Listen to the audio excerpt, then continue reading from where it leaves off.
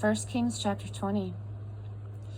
At about the same time, Ben-Hadad, king of Aram, mustered his troops.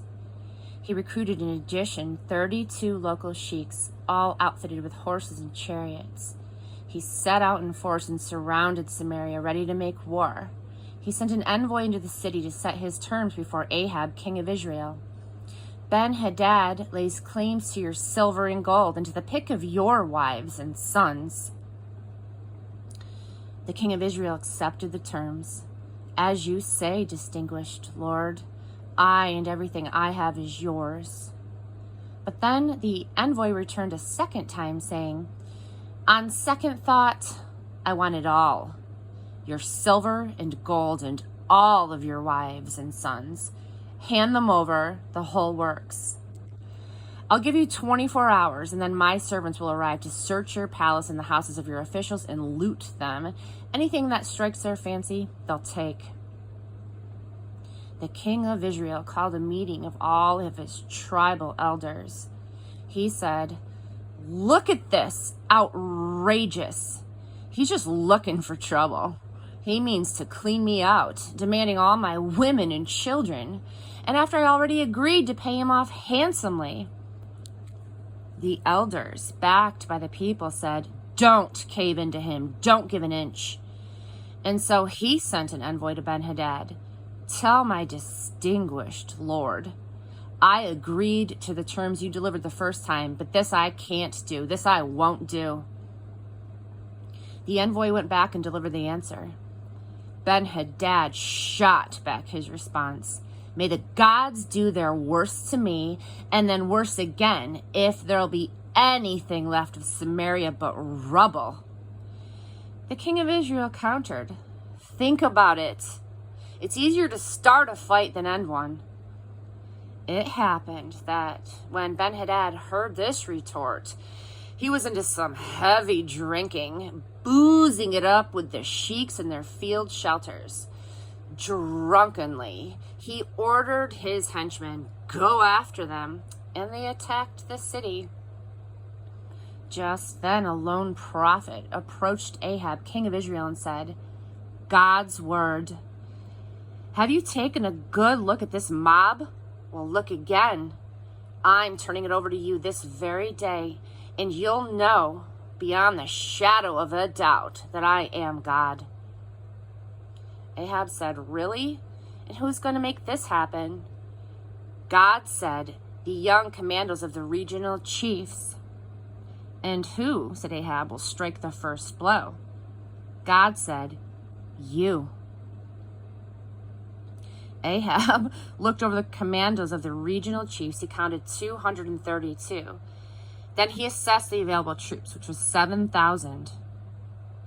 At noon, they set out after Ben-Hadad, who, with his allies, the 32 sheiks, was busy at serious drinking in the field shelters. The commandos of the regional chiefs made up the vanguard. A report was brought to Ben-Hadad. Men are on their way from Samaria. He said, if they've come in peace, take them alive as hostages. If they've come to fight, the same, take them alive as hostages. The commandos poured out of the city with a full army behind them. They hit hard in hand-to-hand combat. The Arameans scattered from the field with Israel hard on their heels. But Ben-Hadad, king of Aram, got away on horseback along with his cavalry. The king of Israel cut down both horses and chariots, an enormous defeat in Aram. Sometime later, the prophet came to the king of Israel and said, on the alert now, build up your army, assess your capabilities, and see what has to be done.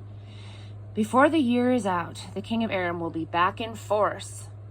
Meanwhile, the advisors to the king of Aram said, their God is a God of the mountains. We don't stand a chance against them there.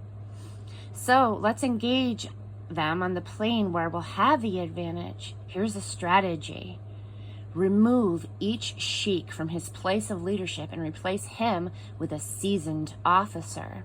Then recruit a fighting force equivalent in size to the army that deserted earlier, horse for horse, chariot for chariot, and we'll fight them on the plain. we're sure to prove stronger than they are. It sounded good to the king. He did what they advised. As the new year approached, Ben-Hadad rallied Aram and they went up to Aphek to make war on Israel. The Israelite army prepared to fight and took the field to meet Aram. They moved in battle formation before Aram in two camps, like two flocks of goats. The plain was seething with Arameans. Just then, a holy man approached the king of Israel, saying, "This is God's word." Because Aram said, "God is a God of the mountains and not a God of the valleys, I'll hand over this huge mob of an army to you. Then you'll know that I am God." The two armies were poised in a standoff for 7 days. On the 7th day, fighting broke out. The Israelites killed 100,000 of the Aramean infantry in 1 day. The rest of the army ran for their lives back to this city, Aphek, only to have the city wall fall on 27,000 of the survivors. Ben-Hadad escaped into the city and hid in a closet.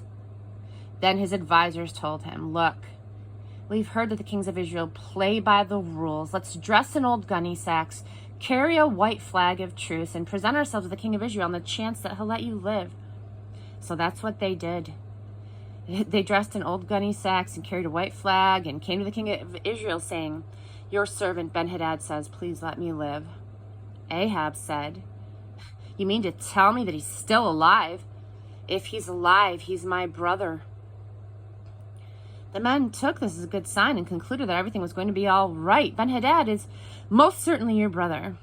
The king said, "Go and get him." They went and brought him back by chariot. Ahab said, "I am prepared to return the cities that my father took from your father, and you can set up your headquarters in Damascus just as my father did in Samaria.